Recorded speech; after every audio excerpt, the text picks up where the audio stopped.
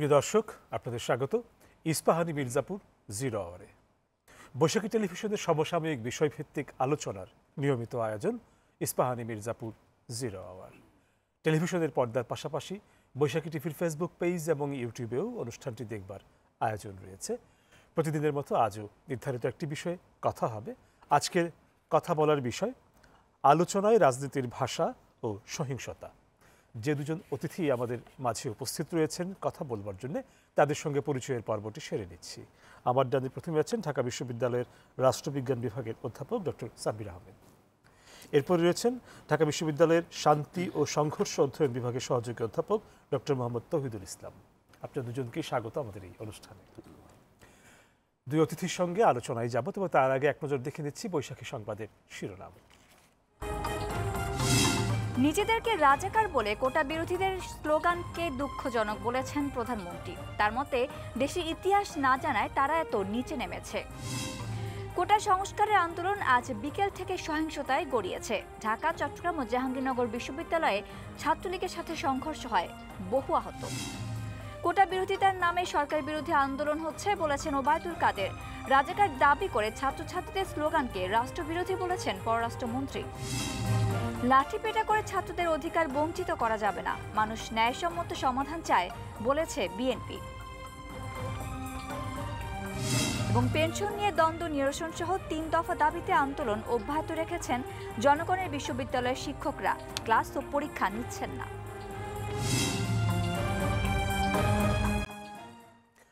শুনছিলাম বৈশাখী সংবাদের শিরোনাম।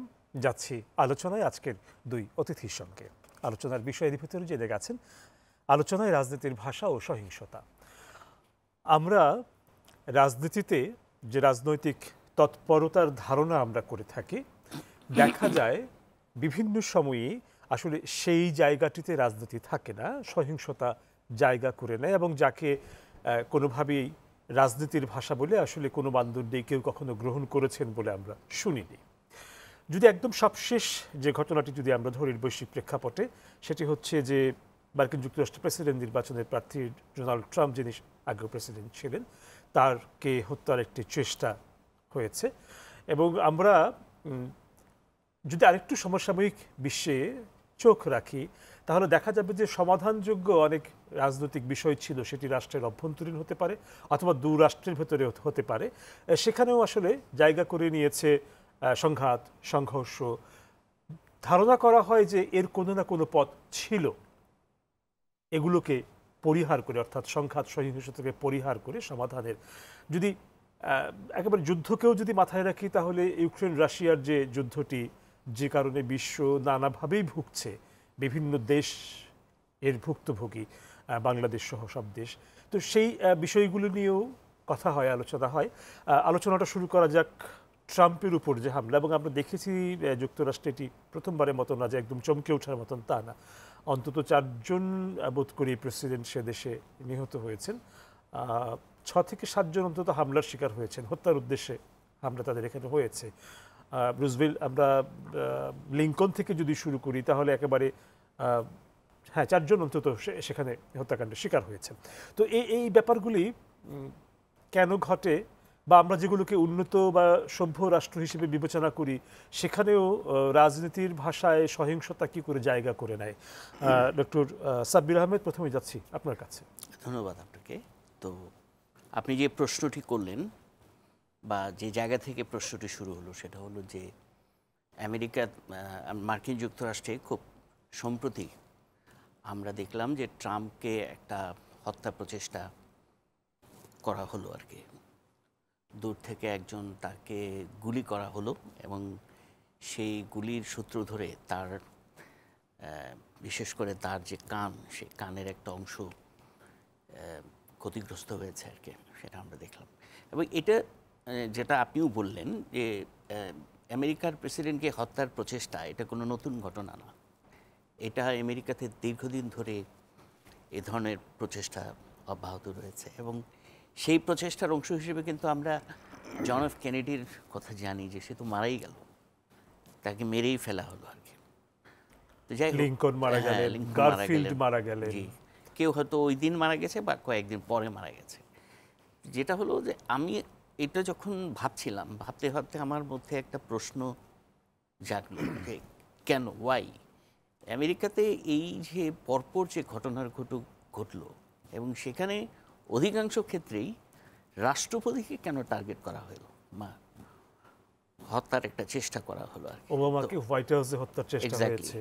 তো এইটার আমি উত্তর খোঁজার চেষ্টা করছিলাম আর কি। তো খুঁজতে খুঁজতে আমার কাছে যেটা মনে হলো যে মূলত আমেরিকাতে যে ধরনের রাজনৈতিক পদ্ধতি, আবার ধরেন ব্রিটেনে যে ধরনের রাজনৈতিক পদ্ধতি, বোধহয় এটার একটা তুলনামূলক বিশ্লেষণ করলে যেটা আমরা দেখি যে আমেরিকাতে প্রেসিডেন্সিয়াল সিস্টেম হওয়ার কারণে এখানে এটা মূলত ব্যক্তিকেন্দ্রিক একটা পলিটিক্যাল সিস্টেম, যেখানে পার্সন ইজ ভেরি ইম্পর্টেন্ট এবং তিনি জাতীয় পর্যায়ে লাইমলাইট হন, যেটা এবং তিনি পুরো জাতিকে একজন ব্যক্তি রিপ্রেজেন্ট করেন আর কি।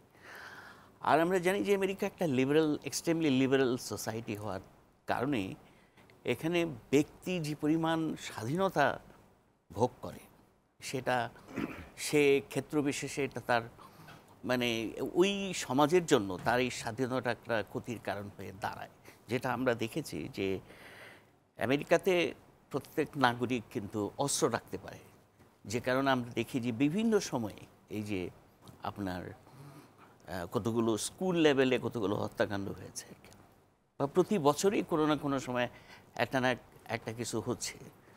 এটা হলো একটা। আরেকটা দিক হলো যে দীর্ঘদিন ধরে আমরা লক্ষ্য করছি যে এই যে আমেরিকার এই পুঁজিবাদী উন্নয়ন যেভাবে এগিয়েছে, এই পুঁজিবাদী উন্নয়নের ধারাবাহিক প্রক্রিয়ায় একটা জেনারেশনের মধ্যে একটা সাইকোপ্যাথিক একটা অংশ সমাজের মধ্যে ডেভেলপ করেছে আর কি, যে কারণে আমরা দেখি যে এইগুলোর একটা সামগ্রিক প্রকাশ কিন্তু এই ধরনের ভায়োলেন্স কর্মকাণ্ডের মধ্য দিয়ে প্রতিফলিত হয়।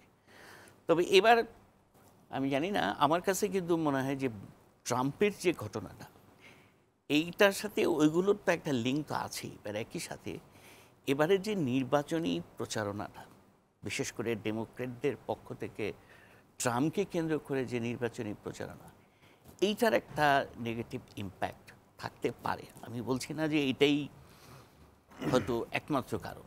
আবার জানা গেল যে যিনি হত্যাকারী তিনি রিপাবলিকান। কিন্তু একই দলের মধ্যে কিন্তু ভিন্ন ভিন্ন ধারার লোক থাকতে পারে। যেমন একটা আমেরিকাতেও এই ট্রেডিশন আছে যে রিপাবলিকানদের ভেতরে আপনার লিবারেল ধারার লোকও আছে, আবার কনজারভেটিভ ধারার লোকও আছে। হয়তো এই ম্যাথিউ ক্রো যে মারল, গুলিটা করলো, সে রিপাবলিকান সমর্থক। হয়তো সে ট্রাম্পকে তার পছন্দের বিষয় ছিল না, পছন্দনীয়, সে নিজে পছন্দ করতো না হয়তো ট্রাম্পকে, এটাও হতে পারে। সুতরাং আবার মেন্টালি ডিস্টার্বও হতে পারে, যেহেতু সে মারা গেছে, সুতরাং তো জানার উপায় নাই। হয়তো তার আমরা দেখলাম যে ওই গোয়েন্দা সংস্থা তার ফ্যামিলির সাথে যোগাযোগ করেছে।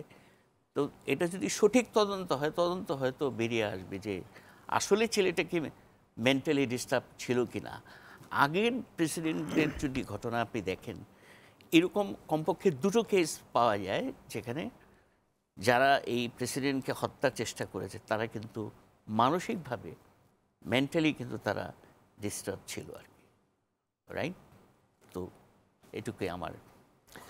ডক্টর মোহাম্মদ তৌহিদুল ইসলাম, যাচ্ছি আপনার কাছে।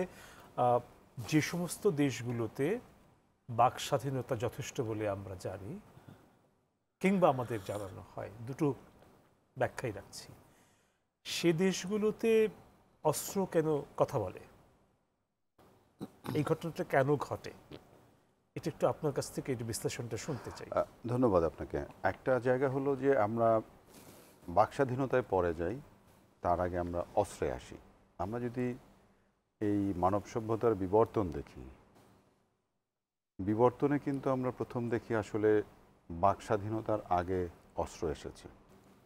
অস্ত্রই আসলে মানুষের জীবনকে নিয়ন্ত্রণ করে আসছে এবং সেই অস্ত্রের ভাষাকে পরিহার করার জন্যই একসময় বাক স্বাধীনতার জায়গায় আমরা পৌঁছেছি, অধিকারের জায়গায় পৌঁছেছি। এখন আমি প্রফেসর সাব্বির আহমেদের সাথে এক জায়গায় একটু মিল রেখে বলি, মার্কিন যুক্তরাষ্ট্র এমন একটা রাষ্ট্র যেখানে আপনি অস্ত্রের লাইসেন্স খুব সহজে পেতে পারেন এবং অস্ত্র এত পরিমাণ অ্যাভেলেবেল, বিশেষ করে ক্ষুদ্র অস্ত্র যেগুলো একজন মানুষ ব্যবহার করতে পারে, বহন করতে পারে এবং তার প্রয়োজন মতো সে ব্যবহার করতে পারে। ব্যক্তিগতভাবে এত বেশি পরিমাণ অস্ত্রের লাইসেন্স ওই সমাজে আছে, আমার ধারণা পৃথিবীর অন্য কোনো রাষ্ট্রে এত পরিমাণ ব্যক্তিগত পর্যায়ে অস্ত্রের লাইসেন্স নেই। এবং ডোনাল্ড জে ট্রাম্পকে যিনি গুলি বর্ষণ করেছেন, আপনাকে খেয়াল রাখতে হবে তার বয়স হচ্ছে 20 বছর, মাত্র স্কুল কলেজের গণ্ডি পেরিয়ে সে ভোটার লিস্টে নাম তুলেছে। কাছাকাছি বয়সের হামলাকারী কিন্তু আমরা অন্যান্য প্রেসিডেন্টের উপরের ক্ষেত্রে দেখেছি। এক্স্যাক্টলি, সেইটা একটা বিষয়। এবং আমেরিকান সোসাইটিতে যে স্কুলে যে ম্যাস শুটিং হয়েছে বিভিন্ন জায়গায় আমরা দেখি, এরা কিন্তু মোটামুটি এই এজ গ্রুপের মানুষ। এখন এই এজ গ্রুপের মানুষের কতগুলো দৃষ্টিভঙ্গিগত পার্থক্য থাকতে পারে, তাদের চাওয়া পাওয়ায় কতগুলো বৈচিত্র্য থাকতে পারে, সেইগুলো তাদেরকে হয়তো প্রভাবিত করে। কিন্তু এই অস্ত্রটা কিন্তু তার নিজের নামে লাইসেন্স করা না। এই অস্ত্রটা লাইসেন্স করা আমরা যতটুকু দেখেছি এবং অন্য অন্য কেসগুলোর ক্ষেত্রেও দেখেছি, মোটামুটি তার বাবা মা কারো নামে এই অস্ত্রের লাইসেন্স। তার মানে এই যে যিনি অস্ত্রের লাইসেন্সধারী, তার যে অ্যাকাউন্টেবিলিটির জায়গাটা, in most of the cases যে ইয়াং জেনারেশন যারা এখানে অস্ত্রের ব্যবহার করেছে, সবাই তার পরিবারের লাইসেন্স করা অস্ত্রটাকে ব্যবহার করেছে। তার মানে আপনার একদিকে ইনস্টিটিউশনাল ফ্রেম আপনাকে দিচ্ছে ব্যক্তি স্বাধীনতার জায়গা থেকে, ব্যক্তি সুরক্ষার জায়গা থেকে অস্ত্রের লাইসেন্স, কিন্তু সেটাকে যে সুরক্ষার যে আরও বিস্তৃত যে নেটওয়ার্ক, যে কার্যাবলী, যে জবাবদিহিতার জায়গা, সেই জায়গাটা আমার কাছে মনে হয় একটু দুর্বল। এর দুটো কারণ হতে পারে যে এই কসমোপলিটন সিস্টেমে, লিবারাল সিস্টেমে, অর্থনৈতিক যে ব্যবস্থা, সেখানে সবাই ব্যস্ত, হয়তো তার অ্যাটেনশন কম থাকে। এটা আর একটা হতে পারে, তার হয়তো মাল্টিপল অস্ত্র আছে যেগুলো সে হয়তো একটা ব্যবহার করে আর একটা আনইউজ থাকে, সেইটা অ্যাক্সেসেবল হয়। সেই জায়গায় অস্ত্রের অ্যাভেলেবিলিটি একটা বড় কারণ হতে পারে আপনার এই ধরনের শুটিংয়ের ক্ষেত্রে। আপনার যদি অস্ত্র না থাকতো, তার কাছে যদি এই অ্যাভেলেবিলিটি না থাকতো, তাহলে সে হয়তো এই সরাসরি আক্রমণে, যে শর্ট ডিস্টেন্স থেকে ডোনাল্ড জে ট্রাম্পকে গুলি বর্ষণ করেছে, এবং আউটসে যে সে খুব আসলে লাকি, একজন মানুষের যদি কান ভেদ করে যায় গুলি, তার তো জীবনের একদম সন্নিকট থেকে, সে মৃত্যুর সন্নিকট থেকে ফেরত এসেছে। তো সেই জায়গাটি, আরেকটি জায়গা আমি একটু এমফাসিস দিতে চাই, সেটি হলো যে মার্কিন যুক্তরাষ্ট্র পৃথিবীতে যে গণতান্ত্রিক ধারা এবং পৃথিবীর যে এখনকার রাজনৈতিক পদ্ধতি, আন্তর্জাতিক রাজনীতির ক্ষেত্র, সেখানে খুব শক্তিধর একটি রাষ্ট্র। এবং আমরা দেখেছি মার্কিন যুক্তরাষ্ট্রের শক্তিধর রাষ্ট্রের প্রেসিডেন্ট একজন এক্স প্রেসিডেন্ট, একজন বর্তমান প্রেসিডেন্ট এবং একজন এই প্রেসিডেন্সিয়াল রেসে আছেন। যখন তিনি একটা প্রেসিডেন্সিয়াল ক্যাম্পেইনে যান, তার নিরাপত্তার জায়গাটা কেন নিশ্চিত হয় না? এই প্রশ্নটা কিন্তু বারবার আসছে। এবং আমেরিকান যে মার্কিন যুক্তরাষ্ট্রের যে নিরাপত্তা ব্যবস্থা বিভিন্ন লেয়ারের, তো সেই লেয়ারের বিভিন্ন জায়গায় প্রশ্নগুলো উঠেছে যে আসলে তার এত শর্ট ডিস্টেন্সে একজন প্রেসিডেন্সিয়াল ক্যাম্পেইনকারী প্রার্থীকে আক্রমণ করা হলো, তাহলে যে প্রতিষ্ঠানগুলো তার নিরাপত্তার দায়িত্বে ছিল, তারা কেন এটাকে ডিটেক্ট করতে পারে? সিকিউরিটি এজেন্সিগুলো, এফবিআই নিজেই প্রশ্ন তুলেছে, হচ্ছে সিক্রেট সার্ভিসের যারা এই প্রোটেকশনের জায়গায় কাজ করেন। এবং কিছু জায়গায় আছে যে ভবিষ্যতে হয়তো এই প্রেসিডেন্সিয়াল ইলেকশন ক্যাম্পেইনে যারা ক্যাম্পেইনে যাবেন, তাদের এই হোল প্রসেসটাই হয়তো ভবিষ্যতে পরিবর্তিত হয়ে যেতে পারে। তা এটা একটা মেসেজ হলো যে আপনি যেখানেই থাকেন, আপনি সুরক্ষিত নয়। শক্তিশালী রাষ্ট্রের শক্তিশালী প্রেসিডেন্সিয়াল ক্যান্ডিডেট, এবং আমরা যে দেখলাম যে 4 জন প্রেসিডেন্টের আগে এরকম আততায়ীর গুলিতে নিহত হয়েছেন, তার মানে সেখানে সুরক্ষা ব্যবস্থা পর্যাপ্ত নয়, সে জায়গাটিও খেয়াল রাখতে হবে। আমরা যদি আমাদের দেশের ইতিহাসে তাকাই, এ ধরনের দুঃখজনক ঘটনা কিন্তু আমাদের দেশের ইতিহাসেও আছে। এবং সেক্ষেত্রে আপনি কি মনে করবেন যে কার্যকারণগুলো একই রকম? আমার মনে হয় আমরা আমাদের দেশে যদি 1975 সালের 15ই আগস্টের কথা বলি, যখন বঙ্গবন্ধুকে সপরিবারে নিহত করা হয়েছে, তখনকার যে বিশ্ব রাজনৈতিক পরিমণ্ডল, সদ্য স্বাধীন হওয়া একটা রাষ্ট্রের 3-4 বছরের অতিক্রম করার পরের যে সামাজিক, অর্থনৈতিক, রাজনৈতিক ব্যবস্থা এবং আন্তর্জাতিক পরিমণ্ডলের যে বিশেষ ভূমিকা, সেইগুলো, এবং আমরা যদি এই ডোনাল্ড ট্রাম্পের ক্ষেত্রে দেখি, আমি বলবো যে এগুলো সম্পূর্ণ ভিন্ন চরিত্রের। কারণ এগুলো আমরা তো ইতিহাস যতটুকু পড়েছি, ইতিহাসে জানি যে এখানে বিভিন্ন ধরনের অ্যাক্টরস, বিভিন্ন ধরনের এলিমেন্টস এখানে হয়তো সম্পৃক্ত ছিল। আর এখন পর্যন্ত প্রেসিডেন্ট ডোনাল্ড জে ট্রাম্প, তাকে যিনি আক্রমণ করেছে, এখন পর্যন্ত বলা হচ্ছে যে তিনি একমাত্র ব্যক্তি যিনি হয়তো এই প্রসেসের সাথে ইনভলভ। এখন পর্যন্ত আর কিছু পাওয়া যায়নি। কেউ কেউ হয়তো এই যে তার ব্যক্তিগত মনস্তাত্ত্বিক সমস্যার কথা বলেছেন। আগের হত্যাকারীদের ক্ষেত্রে সিংহভাগই ব্যক্তিকে পাওয়া গেছে। ব্যক্তিকে পাওয়া গেছে। এখন যদি ব্যক্তিকে পাওয়া যায়, একটা হলো যে ব্যক্তি অটোমেটিক্যালি কিন্তু এরকম তৈরি হয় না। একটা সোসাইটির কতগুলো এলিমেন্টস থাকে, তার ভালো লাগা, তার পাওয়া, তার না পাওয়া, তার সিস্টেম, এবং এই যে যিনি 20 বছর বয়সী যে তরুণ তাকে গুলি করেছেন, তার স্কুল রেকর্ড কোথাও বলে না যে তার মধ্যে কোন ধরনের উগ্রতা ছিল। তার স্কুল রেকর্ড বলে সে খুব ভদ্র, শান্ত স্বভাবের একজন স্টুডেন্ট ছিল। তাহলে স্কুল পার হওয়ার এই 2 বছরের মধ্যে তার জীবনে কি ঘটলো, তার ব্যক্তিগত জীবনে, তার পারিবারিক জীবনে, তার প্যারেন্টসদের সাথে বসবাসে, তার পরিমণ্ডলে কি ধরনের পরিবর্তন ঘটলো, যেটা তাকে প্রভাবিত করলো এই ধরনের একক, যদি এককই হয়ে থাকে, এই ধরনের এক ধরনের সিদ্ধান্ত নিতে। আমাদের এই অঞ্চলের যে বাস্তবতা, সেক্ষেত্রে আমরা কিন্তু এরকম ব্যক্তিকে আবিষ্কার করি না বা পাই না। এটা একটা হচ্ছিল একটা বাস্তবতা। তাহলে এই হত্যাকাণ্ডগুলোকে সমষ্টির কাজ, যদি খুব মোটা দাগে বলি, সমষ্টির কাজ বলে ধরে নিই, দেখেন আমাদের অভিজ্ঞতায় কিন্তু ঠিক পাশের দেশটার দিকেও যদি তাকাই, সেখানে মহাত্মা গান্ধী হত্যাকাণ্ডের ব্যাপারটি আছে। হ্যাঁ, তো সেক্ষেত্রে এই সমষ্টিগুলো এবং এই ভাষা প্রয়োগ, এটাকে আপনি একটু কীভাবে অ্যানালিসিস করবেন? একটি জায়গা হলো যে আমরা যদি মোহনদাস করমচাঁদ গান্ধী, যাকে আমরা মহাত্মা গান্ধী হিসেবে চিনি, সবচেয়ে কষ্টের যে জায়গাটা, মহাত্মা গান্ধী কিন্তু অহিংস আন্দোলন করেছেন, কিন্তু তার জীবনাবসান হয়েছে বুলেটের আঘাতে। সারা জীবন একটা মানুষ যখন কথা বলে যান অহিংস তার পক্ষে, সহিংসতার বিপক্ষে, এবং তার জীবনাবসান যখন ঘটে এরকম সহিংস পদ্ধতির মাধ্যমে, তখন প্রশ্ন আসে যে, এবং তিনি যে সময়ে বসবাস করেছেন, তখনকার যে সমাজ ব্যবস্থা, তখনকার যে কৃষ্টি, কালচার, মানুষের সাথে মানুষের সম্পর্ক, ভেদাভেদ, সেগুলো কিন্তু এখনকার থেকে কেউ হয়তো বলতে পারেন খুব সৌহার্দ্যপূর্ণ ছিল, কেউ হয়তো বলতে পারেন অতটা সৌহার্দ্যপূর্ণ ছিল না। কিন্তু তিনি যে সময় ছিলেন, আসলে আমাদের এই ভারতীয় উপমহাদেশের যে রাজনীতি, তখন কিন্তু বিভেদের রাজনীতি ছিল, অসম্ভব বিভেদের রাজনীতির মধ্যেই তিনি অহিংস আন্দোলন পরিচালনা করেছেন।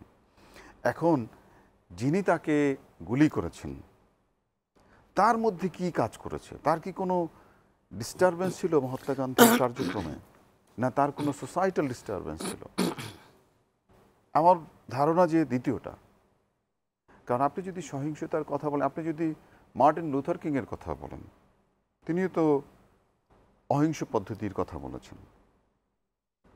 তো এই অহিংসতার যে পদ্ধতির কথা বলেছেন, সেক্ষেত্রে আমি এই যে যারা সহিংসতা করেন, এটাকে মোটা দাগে সামষ্টিক বলতে চাই না সবগুলোকে। আচ্ছা, বাট যেগুলো অন্য পরিমণ্ডলে, যেগুলোকে আমরা সামষ্টিক হিসাবে বলি, সেগুলো আমরা জানি যে এখানে অনেক ধরনের অ্যাক্টর থাকে।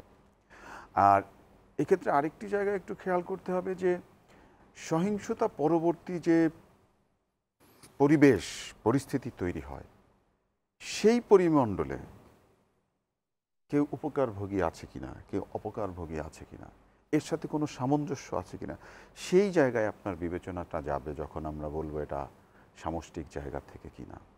বাট তবে একটা সমাজে কেউ যদি সহিংস হয়ে ওঠে, এখানে খেয়াল রাখতে হবে যে সহিংস হয়ে ওঠার নিশ্চয়ই কোনো না কোনো এলিমেন্ট ওই সমাজে বিরাজ করে, এবং সেই এলিমেন্ট, এখন এক একজনের এলিমেন্ট এক এক ধরনের, সবাই যে একই এলিমেন্টে একইভাবে প্রভাবিত হয়, যেহেতু বাস্তবতা ভিন্ন, এক একজন এক একভাবে প্রভাবিত। আমরা যদি ওই যে জাপানের প্রেসিডেন্ট আবে যখন শিনজো আবেকে, তো সেও তো একজন ব্যক্তি তাকে গুলি করেছেন, এবং তার ঘটনাটাও আমার কাছে মনে হয় very close two Donald J Trump.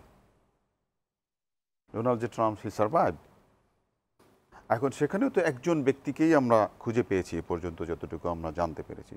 তো এখন আমাদের অপেক্ষা করতে হবে যে এই কেসগুলো দেখা, যে যারা এই একজন ব্যক্তি হিসেবে আবির্ভূত হয় সেখানে কি সোশিও পলিটিক্যাল বা মনস্তাত্ত্বিক বিষয়গুলো কাজ করে। এবং এই ক্ষেত্রে আরেকটা গুরুত্বপূর্ণ, যখন ব্যক্তিকেন্দ্রিক আলোচনাটা হয়, এখানে পরিবারের একটা জায়গা থাকে আলোচনায়, শুধু সমাজ না, পরিবার। যেহেতু আমি বলছি যে পরিবার, আপনি যদি জাপানের ঘটনাটা দেখেন, আপনি যদি যুক্তরাষ্ট্রের এই ঘটনাটা দেখেন, আমার কাছে মনে হয় যে এখানে পরিবারের যে রোল প্লে করার জায়গা, সেই জায়গাটা কতটুকু গুরুত্বপূর্ণ ভূমিকা পালন করেছে তাকে উদ্বুদ্ধ করতে, অথবা তাকে কোনো ডিসস্যাটিসফ্যাকশনের মধ্যে ফেল দিতে, বা কোনো ধরনের ডিপ্রাইভেশন ফিলিং তৈরি হতে।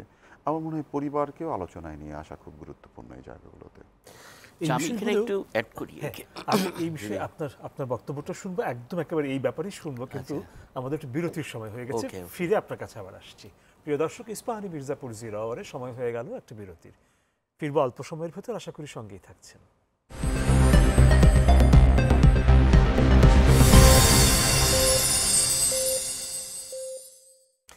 প্রিয় দর্শক, আপনাদের আবারও স্বাগত ইস্পাহানি মির্জাপুর 0 আওয়ারে। ধন্যবাদ বিরতির সময়টুকু আমাদের সঙ্গে থাকার জন্য। ডক্টর সাব্বির আহমেদ, ফিরছি আপনার কাছে।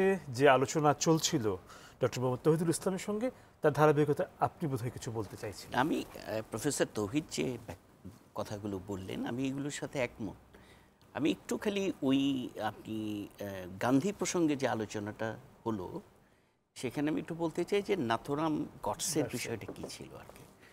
সেই নাথুরাম গডসে, আমি যতদূর বিষয়টা জানি, যে হি ওয়াজ অ্যাসোসিয়েটেড উইথ হিন্দু মহাসভা, এবং যেটা প্রফেসর তৌহিদ এটাও বললেন যে তখনকার সময়ের যে বিভেদমূলক যে হিন্দু মুসলিম রাজনীতি, যেটা প্রচণ্ডভাবে, বিশেষ করে 30-এর দশক থেকে যেটা আস্তে আস্তে শক্তিশালী হতে হতে আমরা দেখলাম একটা পর্যায়ে এসে বেশ কতগুলো সিরিজ অফ কমিউনাল রায়টস যেটা হলো, এবং 46-এর দাঙ্গায় পরিস্থিতিটা আরও খারাপ হলো। এরকম একটা পরিস্থিতির মধ্যে আমার মনে হয় যে এইটার একটা ইম্প্যাক্ট হয়তো গডসের মধ্যেও পড়েছিল, এবং হিন্দু মহাসভার যে রাজনীতি, সেই রাজনীতির একটা বড় জায়গা হচ্ছে যে এই মানে মানে গান্ধী মুসলমানদের ব্যাপারে বেশি লিনিয়েন্ট ছিলেন বলে এই ক্ষোভ থেকে তিনি এই কাজটা করেছিলেন। এটাই আমরা ইতিহাস থেকে আমরা যতটুকু জানি, এটাই হচ্ছে তার কথা। আর কিছু না, এখানে একটা আইডিওলজিক্যাল বিষয় আমরা যদি ওই কনজারভেটিভ জায়গা থেকে দেখি, ছিল কিন্তু এই গান্ধী হত্যার পিছনে। আর বঙ্গবন্ধুর ক্ষেত্রে কিন্তু আমি মনে করি যে এটাতে পার্সোনাল বিষয়ের চাইতে যে সামষ্টিক যে বিষয়টা, যেটা আমরা জানি যে দেশের অভ্যন্তরে তৎকালীন সামরিক বাহিনীর মধ্যে যে একটা বিচ্ছিন্নতাবাদী মানে ডিসগ্রান্টেল গ্রুপ যারা, এই গোষ্ঠী, এবং তাদের সাথে যে দেশি বিদেশি আরও যে চক্রান্ত, এগুলো মিশেই কিন্তু আপনার বঙ্গবন্ধুর অ্যাসাসিনেশনের পেছনে গুরুত্বপূর্ণ ভূমিকা পালন করেছে। বঙ্গবন্ধুর ক্ষেত্রে আমরা কোনো সিঙ্গেল ইন্ডিভিজুয়ালকে এখানে খুঁজে পাই না, বরং আমরা একটা group of people involved in that assassination আর কি। এইটুকু আমি বলতে চাচ্ছিলাম। এই ধরনের অ্যাসোসিয়েশনগুলোকে রাজনীতি বিজ্ঞান কিভাবে বিশ্লেষণ করে? আপনি রাজনীতি বিজ্ঞান আর কি, তো না, যেটা হলো যে আমি এটা আসলে জেনারেলাইজ করা খুব, ব্যাপারটা আসলে অনেকটা ক্রিমিনোলজিরও বিষয়, কিন্তু এটা অনেকটা আবার রাজনীতিরও বিষয়, সেই জায়গাটা একটু বুঝতে চাইছি। যেটা আমরা ওই যে আমরা যখন গান্ধী বিষয়ে আমরা যদি আপনি এই রাজনীতির বিষয়টাকে ব্যাখ্যা করেন, তাহলে এটার এক ধরনের ব্যাখ্যা, মানে ওই কনটেক্সটের রাজনীতির মূল বিষয়টা কী ছিল, যে আইডেন্টিটি পলিটিক্স, সেটা কি ধর্মভিত্তিক আইডেন্টিটি হবে নাকি সেকুলার আইডেন্টিটি হবে, অখণ্ড ভারত হবে না হিন্দুদের জন্য ভারত হবে, মুসলমানের জন্য পাকিস্তান হবে, এই যে এইটা একটা বড় বিষয় ছিল তখন। আর এখানকার সময়ে আমরা দেখেন যে মানে এখানে রাজনীতির চাইতে বঙ্গবন্ধুর সময় আমরা এসে দেখি যে রাজনীতির চাইতে বরং গ্রুপ ইন্টারেস্টটা বেশি প্রাধান্য পেয়েছে বঙ্গবন্ধুর ক্ষেত্রে আর কি। তো আমি জানি না ট্রাম্পের ক্ষেত্রে এখানে রাজনীতি মুখ্য বিষয় এখনো কিনা। পর্যন্ত জানা যায়নি। যদিও মানে রিপাবলিকানরা বলছেন যে এটার পিছনে ডেমোক্রেটদের একটা হাত থাকতে পারে, অভিযোগ আছে তারা আছে করেছেন। আর কি। সুতরাং এক ধরনের মানে পাল্টাপাল্টি অভিযোগ এই ক্ষেত্রে আমরা লক্ষ্য করি। যদি প্রসঙ্গত আমরা যদি একটু রাশিয়া ইউক্রেনের জায়গায় যদি যাই, এই বিষয়গুলো যখন দুই রাষ্ট্রের ভেতরে হয়, রাষ্ট্রের ভেতরে না, দুটো রাষ্ট্রের ভেতরে যখন হয়, ব্যক্তির সঙ্গে ব্যক্তির বা ব্যক্তির সঙ্গে রাষ্ট্রের ভেতরে থাকা কোনো গোষ্ঠী না, যখন হয় দুই রাষ্ট্রের ভেতরে, তখনও তো ব্যাপারটা রাজনৈতিক থাকতে Exactly. পারত, জি। না থেকে তা যখন সংঘর্ষে বা যুদ্ধে যখন হয়, এর কার্যকারণগুলো মানে কি মনে করেন আপনি? আমি মনে করি রাশিয়া ইউক্রেনের বিষয়টাকে আমি রাদার এই বিষয়টাকে আমি ভূ রাজনীতির কনটেক্সট থেকে ব্যাখ্যা করার চেষ্টা করি। যে যখন রাশিয়া এবং দেখলো যে এই ইউক্রেন আপনার নেটোর দিকে ইনক্লাইন হয়ে যাচ্ছে বা ইউরোপে চলে যাচ্ছে, এই যে একটা মানে সংকট তৈরি হলো এই ইউক্রেনকে কেন্দ্র করে, এটাই বরং রাশিয়াকে উদ্বুদ্ধ করেছে ইউক্রেনের বিষয়ে আরও অ্যাগ্রেসিভ ভূমিকা নিতে। আমার কাছে মনে হয় যে তার মানে এটা এমন একটা ইস্যু যে যেটাতে দুটো রাষ্ট্রের ভিতরে আলোচনার কোনো সুযোগ ছিল না বলে আপনি মনে করেন? হ্যাঁ, কারণ স্ট্র্যাটেজিক্যালি কৌশলগত দিক থেকে এই ইউক্রেনটা এত গুরুত্বপূর্ণ রাশিয়ার কাছে যে এখানে তার আর কম্প্রোমাইজের কোনো সুযোগই নাই। কারণ আপনি দেখেন যে অন্যান্য মানে ফর্মার সোভিয়েত ইউনিয়নের অন্যান্য অঞ্চলগুলো অলরেডি তারা ইউরোপে চলে গেছে বা ইউরোপের সাথে তাদের এক ধরনের গাঁটছাড়া তৈরি হয়েছে, সম্পর্ক তৈরি হয়েছে। সুতরাং এইখান থেকে যদি তার সর্বশেষ ইউক্রেনও যদি চলে যায়, যেটা কৌশলগত দিক থেকে রাশিয়ার জন্য খুবই গুরুত্বপূর্ণ। আপনি জানেন যে কেন গুরুত্বপূর্ণ, সেই ক্রিমিয়ার কথা আমরা জানি, বা এই ইউক্রেনের মধ্য দিয়ে সোভিয়েত ইউনিয়ন মানে বর্তমান রাশিয়ার যে বাণিজ্য ইউরোপের সাথে, এই সমস্ত কারণে ইউক্রেন রাশিয়ার কাছে একরকম অপরিহার্যই ছিল। সুতরাং এই ইউক্রেনের উপরে যদি নেটোর আধিপত্য তৈরি হয়, সেটা রাশিয়ার পক্ষে কোনোভাবেই মেনে নেওয়া সম্ভব ছিল না, এবং যে কারণে রাশিয়া তার এই ধরনের যুদ্ধে জড়িয়ে পড়ার অনেকটা it was compel, Russia was compel to do this. আলোচনার ধারাবাহিকতায় ডক্টর মোহাম্মদ তৌহিদুল ইসলাম আপনার কাছে যাচ্ছি। আমরা তো নানা রকম কার্যকারণ একটা খোঁজবার চেষ্টা আমরা করছি, আপনাদের কাছ থেকে কিছু বিশেষায়িত মতামতও আমরা পাচ্ছি। আমরা যদি মহাত্মা গান্ধী পরবর্তী সময়ে আসি, ভারতে আবারও যাচ্ছি, একটু হত্যাকাণ্ডের কিছু ব্যাপার আছে যেগুলো আলাদা করে আলোচনার দাবিদার, সে কারণে যাচ্ছি যে কারণ এরপরে আমরা দেখেছি ইন্দিরা গান্ধীর মতন একজন প্রবল মানে প্রতাপশালী রাজনীতিবিদ, তাকে হত্যাকাণ্ডের শিকার হতে হয়েছে, রাজীব গান্ধীকে হত্যাকাণ্ডের শিকার হতে হয়েছে। হ্যাঁ, এবং এই দুটো জায়গায় আপনার ব্যাখ্যাটা কি দাঁড়াবে একটু শুনতে চাই। এক দুটোই এখন তো ইতিহাসের পাঠ্য এগুলো। আর এই জায়গাটি যাওয়ার আগে আমি একটু প্রফেসর সাব্বিরের সাথে যোগ করে যাই ইউক্রেন অ্যান্ড রাশিয়ার ক্ষেত্রে, যেহেতু দুটো রাষ্ট্রের সংঘাত, এক্ষেত্রে আলাপ আলোচনার স্কোপ কম থাকে।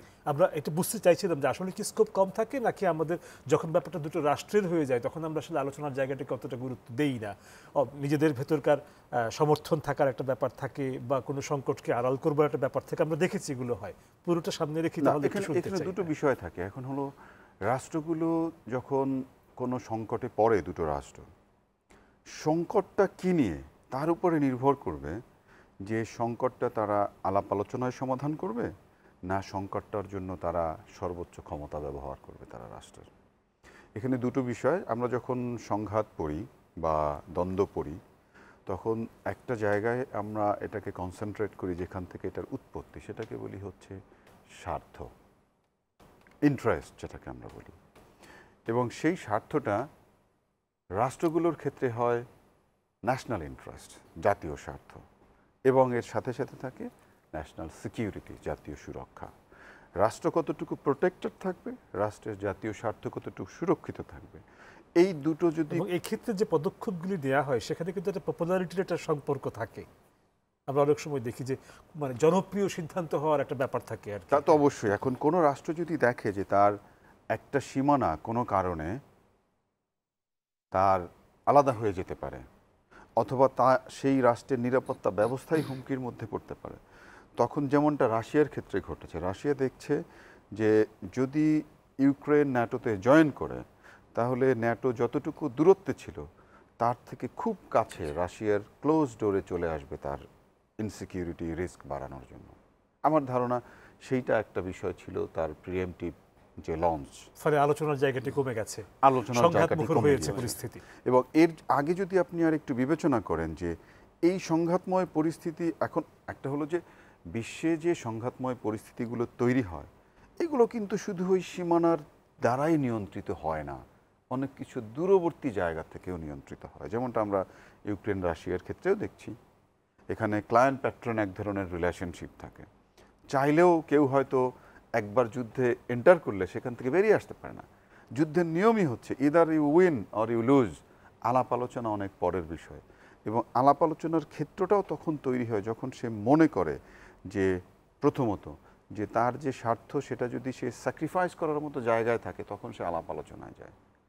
কোনো ছাড় দেওয়ার কোনো সুযোগ না থাকলে সেক্ষেত্রে রাষ্ট্রগুলো এই তার যুদ্ধাঙ্গদেহী তার মনোভাব মধ্যে নিয়ে রাষ্ট্রের আলোচনা ক্ষেত্রে আমরা এটা মোটামুটি একটু এই ধারণায় আমরা এখন যেতে পারি আলোচনার প্রেক্ষিতে যে যখন আসলে রাষ্ট্র দুটো রাষ্ট্রকে ধরে নিই বিবাদমান, তারা যখন অনুভব করে যে না তাদের পক্ষে আসলে আর আলোচনার কোনো জায়গা নেই, তখন যুদ্ধটি অবিসম্ভাবী হয়ে অবশ্যম্ভাবী হয়ে যায়। আমাদের আলোচনা চলবে। বিরতির আরেকটা সময় হয়ে গেছে, ফিরব অল্প সময়ের ভেতর। প্রিয় দর্শক, ইস্পাহানি মির্জাপুর 0 আওয়ারে সময় হয়েছে আরও একটা বিরতির, ফিরব অল্প সময়ের ভেতর। আশা করি সঙ্গেই থাকছেন।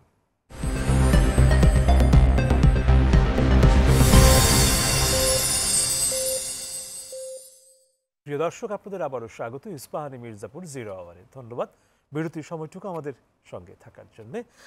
ডক্টর সাব্বির আহমেদ, ফিরছি আপনার কাছে। আলোচনা আসলে রাজনীতি, ভাষা ও সহিংসতা নিয়ে যখন হয় তখন নানা জায়গায় ছড়িয়ে পড়ে। তো আবারও একটু ফিরে আসছি ট্রাম্প ইস্যুতে, মার্কিন নির্বাচন সামনে যেটি আছে সেই ইস্যুতে, এবং কি এমন প্রেক্ষাপট যেখানে আমরা একজন প্রার্থীকে, দুই বড় প্রার্থীর একজনকে আক্রান্ত হতে দেখি, সেই জায়গাটায় আবার আলোচনায় ফিরতে চাইছি। আসবো আপনার কাছে। না, আমি আমরা তো জানি যে ট্রাম্পকে নিয়ে বিশেষ করে গত মানে ট্রাম্পের টার্ম শেষ, আমরা কিন্তু প্রসঙ্গত একটু বলে রাখা ভালো যে আমরা কিন্তু ট্রাম্পের সমর্থকদেরও একটা বড় ধরনের সহিংসতা 2021-এ দেখেছি। হ্যাঁ হ্যাঁ, আমি সেটাই। ক্যাপিটাল হিলে কংগ্রেস ভবনে তারা যে হামলাটি চালিয়েছে, যেটাতে তিনি অভিযুক্ত হতে গিয়েও শেষ পর্যন্ত হননি, আমরা দেখেছি। কিন্তু মানে ভাইস ভার্সা একটা ব্যাপার আছে এখানে। এই বিষয়টার ব্যাপারে আমার যেটা ধারণা আর কি, যে ট্রাম্পকে কেন্দ্র করে যে ধরনের মানে ভেনোমাস ক্যাম্পেইন আপনার ডেমোক্রেটদের পক্ষ থেকে হয়েছে, সম্ভবত এটা এটা হতে পারে। কারণ হচ্ছিল ট্রাম্প আক্রান্ত হওয়ার সঙ্গে সঙ্গে কিন্তু ডেমোক্রেট তাদের সমস্ত ক্যাম্পেইন স্থগিত করেছে। এক্স্যাক্টলি। সো আপনার মানে আপনার কথাটি একেবারে অবলোক বা উড়িয়ে দেওয়ার মতো নয়। আমার কাছে মনে হচ্ছে এটাই মনে হয় যে ট্রিগারিং ফ্যাক্টর আর কি, বিশেষ করে এই ঘটনার পেছনে। তো এই ধরনের ক্যাম্পেইন যখন হয় তখন এটা তো ভোটারদেরকে এফেক্ট করে, ভোটারদের সাইকোলজিতে এটার উপর একটা ইম্প্যাক্ট তৈরি হয়। হু নোস, যে ছেলেটি আপনার ট্রাম্পকে গুলি করেছে সে যে এই ক্যাম্পেইনের দ্বারা মোটিভেটেড হয় নাই, এটা তো আমরা শিওর না, আমরা বলতে পারছি না। হতেও পারে, কিন্তু হতে পারে না হওয়ার কোনো মানে খুব একেবারে অযৌক্তিক বলে উড়িয়েও দিতে পারছি না আমার। তা আমার মনে হয় যে এটা খুব গুরুত্বপূর্ণ। আরেকটা জিনিস, যে ধরনের কনস্পিরেসি থিওরির কথা বলা হচ্ছে এই ঘটনাটাকে কেন্দ্র করে, সেইটা বোধ হয় I am not going to buy, যে কনস্পিরেসি, যে এইটা মানে রিপাবলিকানদের একটা সাজানো ঘটনা, বা তারাই তাদের এই মানে নির্বাচনের ক্ষেত্রে এক ধরনের সিম্পেথি আদায় করার জন্য ট্রাম্প হয়তো নিজেই কাজটা করে থাকতে পারে। এইটা বোধহয় এই ধরনের কনস্পিরেসির কথা তো আমরা আমাদের দেশেও শুনেছি, ভ্যানিটি ব্যাগে করে গ্রেনেড নিয়ে গিয়ে নিজেই আক্রান্ত হয়েছেন একটি রাজনৈতিক দল বলছেন আরেকটি রাজনৈতিক দলের নেত্রী সম্পর্কে আমরা আমাদের এখানে শুনেছি। হ্যাঁ, মানে যে রেঞ্জ থেকে গুলিটা করা হয়েছে আমরা যদি সেটা বিবেচনা করি, এটা যদি একটু দিক সেদিক হতো তাহলে মারা যাওয়ার কথা ট্রাম্প আর কি, মারা যাওয়ারই কথা ছিল, বেঁচে গেলেন আর কি। সুতরাং আমার মনে হয় না যে ওইটা খুব মানে কাজ করবে। তবে এইটাকে মানে এই ধরনের এর আগেও আগের প্রেসিডেন্টদের আমলেও তো এই ধরনের ক্যাম্পেইনে প্রার্থীর উপরে আক্রমণ হয়েছে, হ্যাঁ, এবারও হলো। কিন্তু এবারকার পরিস্থিতিটা আমার মনে হয় যে আগের চাইতে মানে মার্কিন রাজনীতিটা এখন এমন দিকে চলে গেছে যেটা আমাদের দেশের সাথে আমি তুলনা করছি না।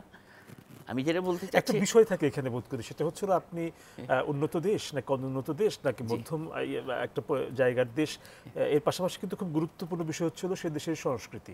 যদি আমরা ওই দেশের, যেটি ডক্টর তৌহিদুল ইসলাম বলছিলেন যে আগ্নেয়াস্ত্রের সহজলভ্যতা, এর প্রেক্ষিতে নিশ্চয়ই তার ব্যবহারের একটা সংস্কৃতি তৈরি হয়েছে। আবার দেখেন, যদি আমরা মুভি ইন্ডাস্ট্রির দিকে তাকাই হলিউডে, দেখবেন যে অ্যাসাসিনেশন, হ্যাঁ, রাষ্ট্রপতিকে কেন্দ্র করে এরকম অসংখ্য মুভি আছে, আমার নিজেরই দেখা আছে অনেকগুলো। তার মধ্যে এটা একটা জনপ্রিয় মুভি।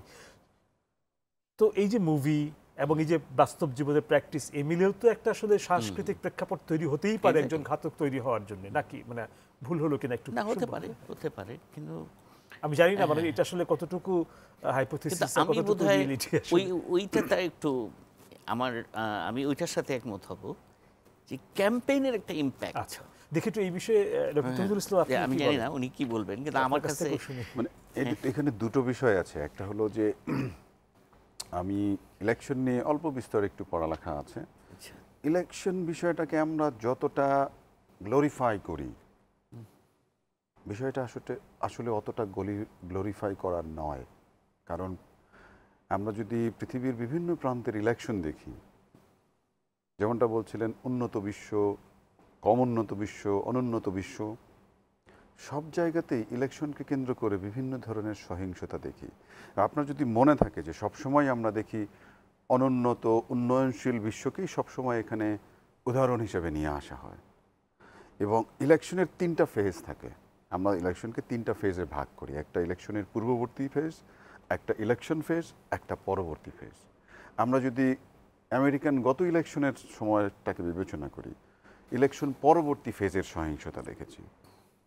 ক্যাপিটাল হিলেরটার কথা বলছি। আমরা যদি এটাকে ধরি তাহলে এটা আমরা পূর্ববর্তী স্টেজের কথা বলছি। তো আমি যেটা বলছি যে ইলেকশন সবসময় যে একটা স্মুথ অহিংস একটা পদ্ধতির মধ্য দিয়ে যায়, বিষয়টা সেরকম না। এখানে পাওয়া না পাওয়ার অনেকগুলো বিষয় আছে এবং এখানে আইডিওলজিক্যাল বিষয় থাকে, পার্টির বিষয় থাকে, ক্যাম্পেইনের বিষয় থাকে, পার্টির মধ্যে ক্যাম্পেইন থাকে, পার্টির মধ্যে মতভেদ থাকতে পারে, এরকম অনেকগুলো বিষয় থাকে যে বিষয়গুলো একদম খালি চোখে হয়তো দেখা যায় না। তো এরকম বিভিন্ন স্টেজে সহিংসতা হতে পারে। এটা পৃথিবীর যে কোনো প্রান্তের ইলেকশনেই হতে পারে। এটা এখন আর শুধু যে পৃথিবীর এই গ্লোবাল সাউথে সীমাবদ্ধ তা না। এবং আপনার যদি মনে থাকে যে এই যে গত যুক্তরাষ্ট্রের ইলেকশনের পরে ডোনাল্ড ট্রাম্প কিন্তু বলেছিলেন যে আমরা আসলে উন্নত বিশ্বে আছি না অন্য বিশ্বে আছি, সেটা নিয়ে তিনি একটা প্রশ্ন তুলেছিলেন এই সহিংসতা পরবর্তী এবং ইলেকশন পদ্ধতি সম্পর্কে।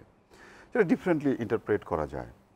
আবার আরেকটি জায়গা যেটি বললেন যে আগ্নেয়াস্ত্রের সহজলভ্যতা এবং সংস্কৃতি, এটা আমার ধারণা যে আই এম সো গ্ল্যাড যে আপনি এই জায়গাটা বলেছেন। আমরা বিশ্ববিদ্যালয়ের শিক্ষার্থীদেরকে একটা কোর্স পড়াই, সেখানে আর্মামেন্ট অ্যান্ড ডিসআর্মামেন্ট। সেখানে একটা সমাজে যদি অস্ত্রের সহজলভ্যতা থাকে, সেখানে অটোমেটিক সেই সহজলভ্য বিষয়টার প্রতি এক ধরনের আকৃষ্টতা তৈরি হবে।